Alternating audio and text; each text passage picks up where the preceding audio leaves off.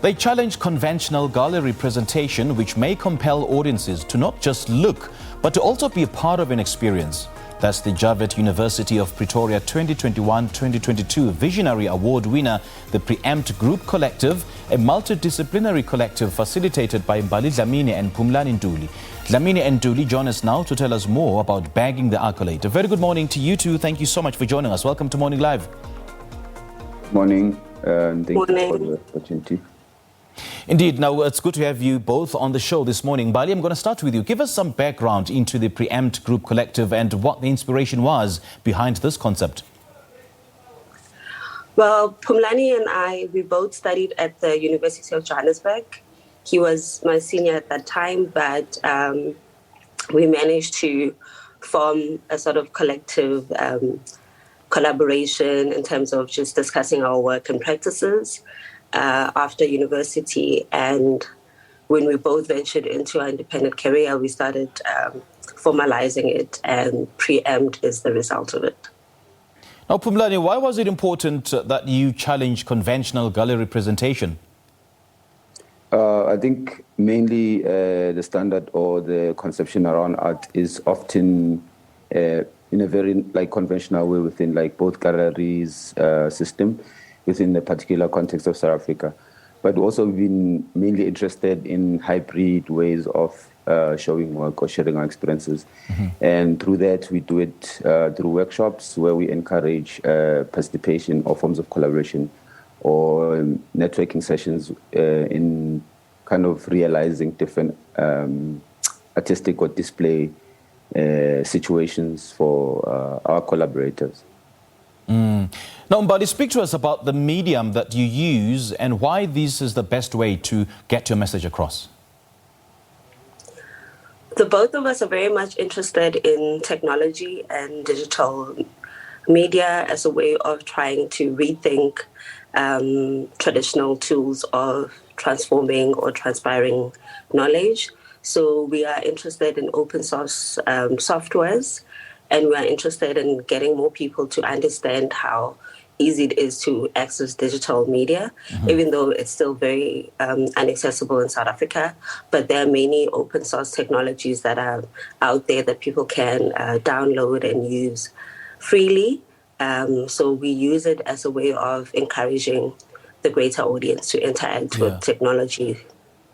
Yeah. And Phumulani, just take us through your different roles. Who does what, and how do the two creative minds come together to produce the final product? Often collaborations they kind of take time. So obviously it doesn't necessarily start with working. So meetings are generally a space to share. And then if kind of ideas are kind of solidified in ways that make both sense for all of us. So for example, previously working on a film called Tightrope in collaboration with Pet Mahutla and David Golwane. Through that, we invited a director, a cinematographer, a video artist, and a producer to kind of help us realize the work.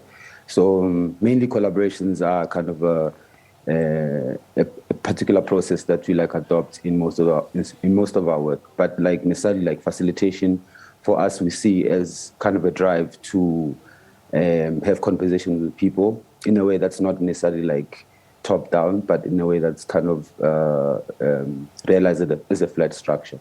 And obviously it's in a consistent engagement with both our collaborators and ourselves with Mbali. Yeah, and having said that, I mean, how does your work make people converse, to engage, to have a conversation about a multiplicity of issues? We try and texture it in ways that does not seem too daunting for someone who is new to digital media technologies. So we try and use our fine background to refine the works that we do, be it a augmented VR exhibition. We try and texture it in a way that invites the viewer in. We use a lot of sounds and visuals that are very much inviting and stimulating to the audience as ways of bringing them in. And as part of what we do, we also do workshops with other artists and introduce mediums that we are using in relation to the project that we're doing.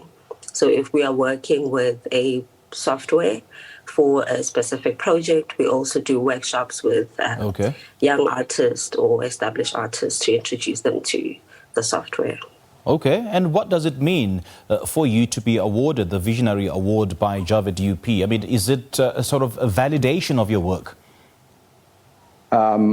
For sure, it is quite an honor to be receiving the award, Visionary Award for 2021-2022, in ways that it will help us to kind of realize different projects and work that we've been conceived for a particular period of time. Mm-hmm. For example, in one of the images that you see, it's an augmented reality app which was conceived in a residency in Madrid. So through that, the capacity has been more research-based in ways that we kind of try to see how the work might make sense, and then kind of bring it to life. Already takes a period of time from research to production and execution.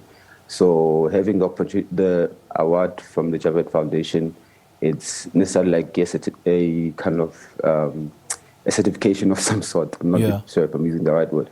But it kind of solidifies our artistic practice and also to share our work with the greater audience within the context of South Africa and perhaps internationally as well. Yeah, sure. No doubt this honor and accolade will solidify your work. But what do you think it is? Is it that stood out about your work? Proposal mainly included a series of works, Mbali by Temba Kumalo, my stop motion Kodite, and Mbali Dhlamini's work. So in each artist's approach, of course, it serves a different reasons in how they work. At the same time, we introduced video animated VR experiences, which of course have been quite pertinent within the context of South Africa for the past few years. But at the same time, it's still not kind of refined in ways that gets more interesting for different audiences. So our work mainly is not necessarily conventional ways to display art. It kind of questions the already structure that are there in place. So I figure that the work stood out to the jury or to the committee in that case. Okay. Now, Mbali, let's talk about the conceptualization of your work. Do you find that it is, I would say, reactionary? I mean, do you react to a particular event or thoughts that have come through your mind? Or are you simply proactive, that you simply go out there and do whatever work that you've set out to achieve?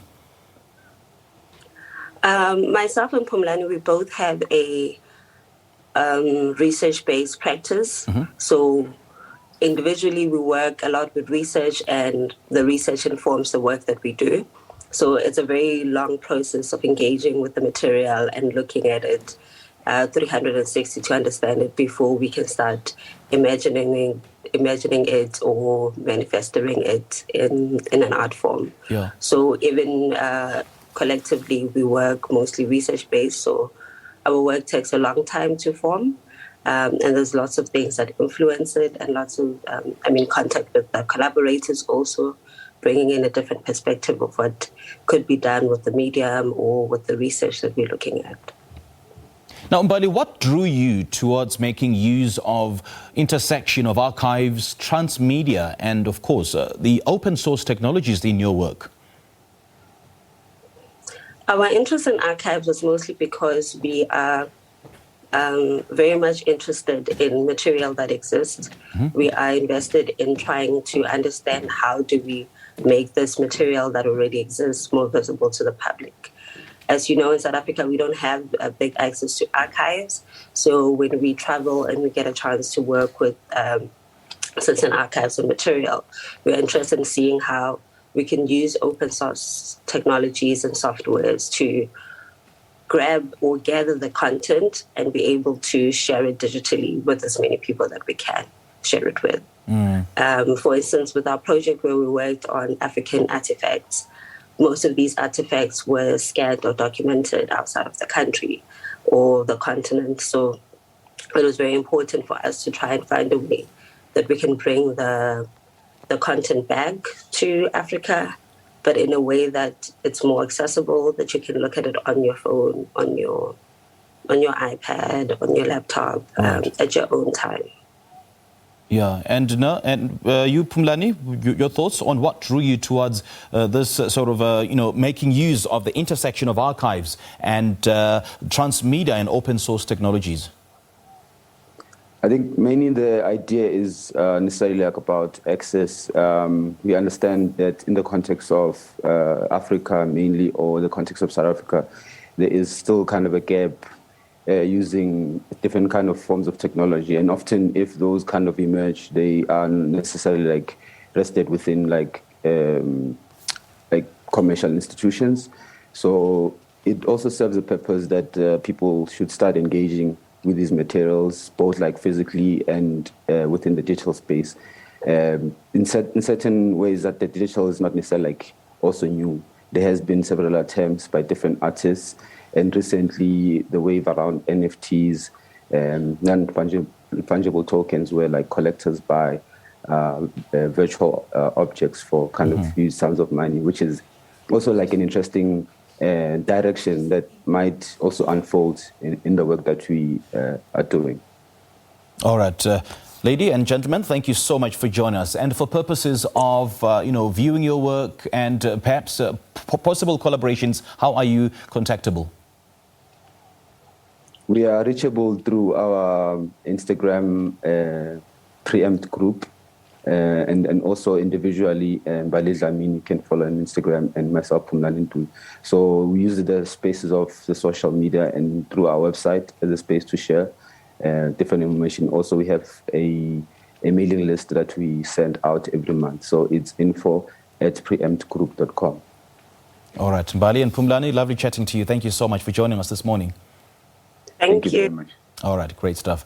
Well, that was a Preempt Group Collective, which is a multidisciplinary collective facilitated by Mbali Dhlamini and Phumulani Ntuli. The collective bagged the Visionary Award, which is an annual art award to discover, to nurture and support creative outputs with special focus to mediums of film and photography.